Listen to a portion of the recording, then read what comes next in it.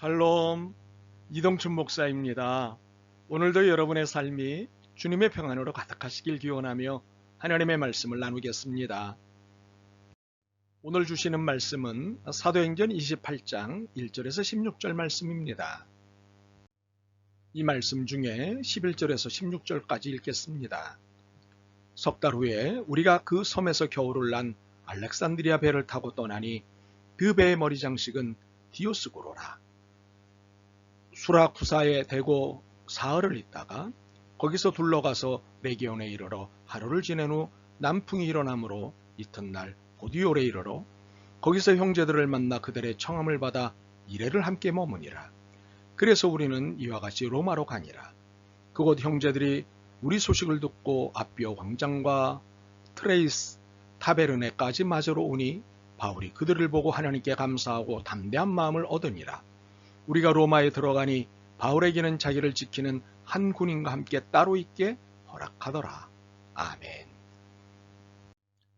사도행전 28장 1절에서 16절 말씀을 본문으로 사도행전 강의 46번째 시간 모두가 내 편이다 라는 제목으로 말씀을 나누도록 하겠습니다. 삶은 지식과 해석이 좌우하지요. 어떤 지식을 얼만큼 가지고 있느냐와 그 지식을 상황에서 어떻게 해석하느냐에 의해 삶은 그 모양과 색을 달리합니다. 삶이 밝은 모양과 색을 갖느냐 아니면 어두운 모양과 색을 갖느냐를 결정짓는 것이 지식과 해석입니다. 그런데 지식과 해석 둘 중에 더 필요하고 중요한 것은 해석입니다. 지식의 정도는 불편할 수 있게 하는 정도지만 해석은 신앙과 생명의 근간을 흔들 수 있는 힘을 가지고 있기 때문입니다. 컵에 물이 반이 채워져 있습니다. 이 컵이 수입산인지 국내산인지는 몰라도 이 컵에 물이 수소 원자 2개와 산소 원자 1개로 이루어진 것이라는 것을 몰라도 사는 데는 지장이 없습니다. 그런데 물이 절반만 있네 또는 물이 절반이나 있네 라고 하는 해석 또는 관점은 사는데 지장을 줍니다. 물이 절반만 있네라는 해석은 삶을 부정적으로 만들기 때문입니다. 반면에 물이 절반이나 있네라는 해석은 삶을 긍정적으로 만들기 때문입니다. 이것은 신앙에도 동일합니다. 특히 하나님이 하시는 일에 대해 해석을 어떻게 하느냐에 따라 계절과 폭망을 경험하게 됩니다. 계절이란 매우 즐거움이고 폭망이란 폭삭 망함이라는 것에 시쳇말이죠. 우리는 이것을 본문에서 확인할 수 있습니다. 천신만고 끝에 바울 일행은 멜리데 섬에 구조되었습니다. 정말로 천신만고 끝에 이루어진 기적이었습니다. 광풍, 성난파도, 파선, 항로 변경, 살해 위협, 굶주림 등 이들이 바다에서 만난 것은 죽음을 재촉하는 것들이었습니다. 그런데 그런 것들은 이들을 죽일 뻔했지만 죽이지는 못했습니다. 방해는 했지만 막지는 못했습니다. 이유가 무엇이었을까요?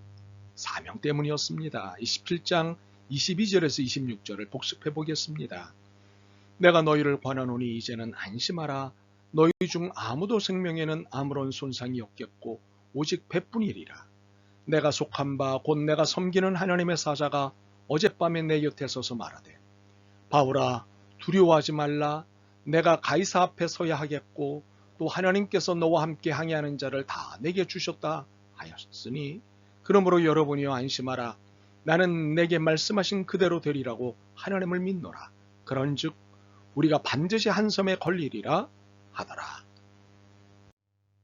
바울에게 맡기신 사명은 이들의 앞길을 막는 거센 바람과 거친 파도보다 힘이 셌습니다.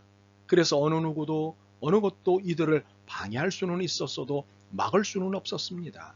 오히려 상황은 유리해질 뿐이었습니다. 특히 바울과 바울의 사람들에게는 더 그러했습니다. 그들에게는 로마로 가야 하는 사명이 있었기 때문입니다. 멜리데 섬은 바울과 그의 일행에게 구원의 섬이었습니다. 바다의 죽음으로부터 구원해 준 섬이었습니다. 이 섬은 이들에게 쉼과 회복을 제공했습니다. 추위를 녹여줄 불을 제공했습니다. 배고픔을 해결할 밥을 제공했습니다. 쉴 수 있는 방을 제공했습니다. 계속 항해할 수 있는 물품을 제공했습니다. 그리고 에너지를 부활시킬 흥을 제공했습니다. 물론 이 모든 것이 쉽게 제공된 것은 아니었습니다. 바울이 독사에게 물리는 과정을 겪고 나서야 역사가 일어났습니다.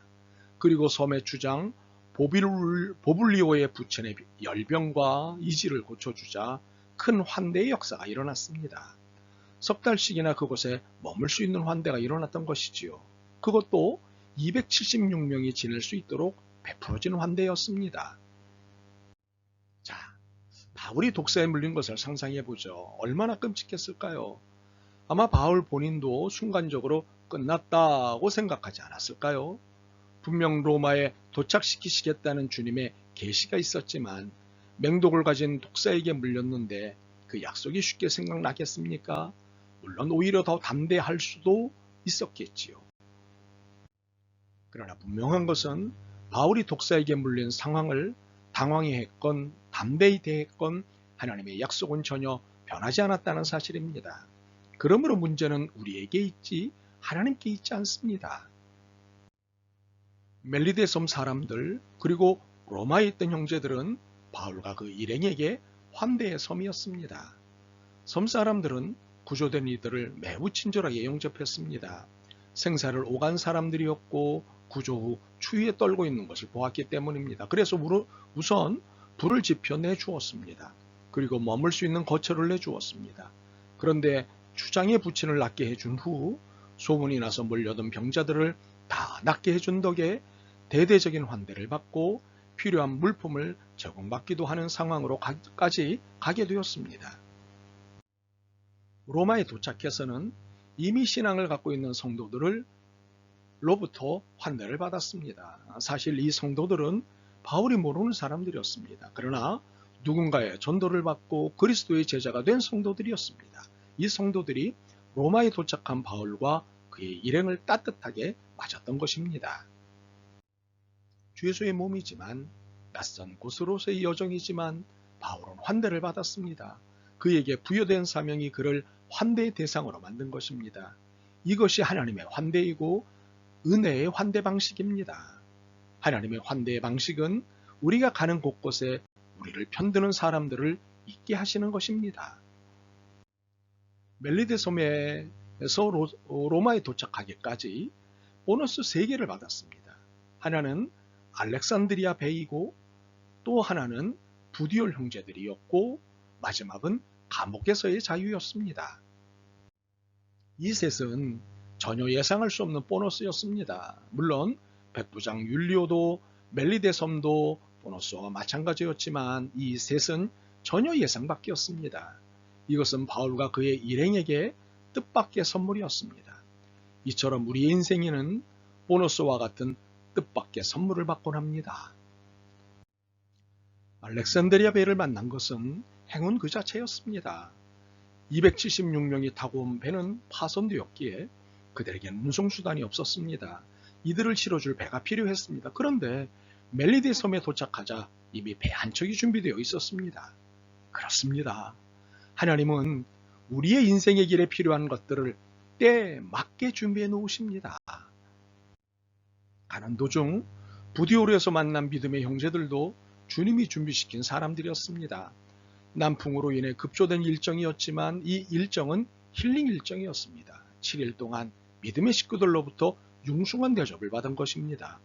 예정이 없었지만 누리는 은혜는 선물입니다. 우리 인생에 이런 선물은 보너스처럼 주어집니다. 하나님은 센스쟁이이시기 때문입니다. 우리가 어느 타임에 위로가 필요한지 아시기 때문입니다. 예상 못한 7일은 선물입니다. 드디어 로마에 도착한 이들에게는 또 뜻밖의 보너스가 준비되어 있었습니다. 16절입니다. 우리가 로마에 들어가니 바울에게는 자기를 지키는 한 군인과 함께 따로 있게 허락하더라. 자유로운 감옥 생활이라는 보너스가 준비되어 있었던 것입니다. 이것은 어쩌면 복음은 자유다라는 메시지를 상징적으로 보여주는 사건일 수도 있습니다. 여하튼 분명한 것은 하나님의 사랑으로서의 은혜는 자주 보너스로도 나타난다는 사실입니다. 살아온 시간은 돌아보고 지금의 주변을 둘러보십시오. 모두가 우리를 위한 준비된 사람들이고 사건들입니다. 다 내 편입니다. 남의 편인 것 같아도 다 내 편입니다. 우리가 모든 것을 합력하여 선을 이루신 하나님을 믿는다면 나를 만나러 온 악도 선입니다. 나를 괴롭히는 못된 것도 좋은 것입니다. 나의 원수도 친구입니다. 참으로 신앙은 지식으로 부흥되는 것이 아니라 해석으로 부흥되는 것입니다.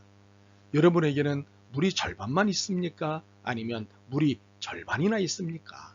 바라기는 악을 선으로, 못된 것을 좋은 것으로, 원수를 친구로 해석할 수 있기를 소망합니다. 모두가 여러분 편입니다. 하나님이 그렇게 해 놓으셨습니다. 아멘. 주님, 이제 깨달았습니다. 모두가 주님이 준비해 놓으신 제 편인 것을 깨달았습니다. 이제는 2021년식의 불평의 태도에서 벗어나 2022년은 긍정의 태도로 살게 하옵소서. 건강한 해석의 삶을 살게 도와주옵소서. 예수 그리스도의 이름으로 기도드립니다. 아멘. 오늘도 여러분의 믿음과 삶을 응원합니다. 사랑합니다.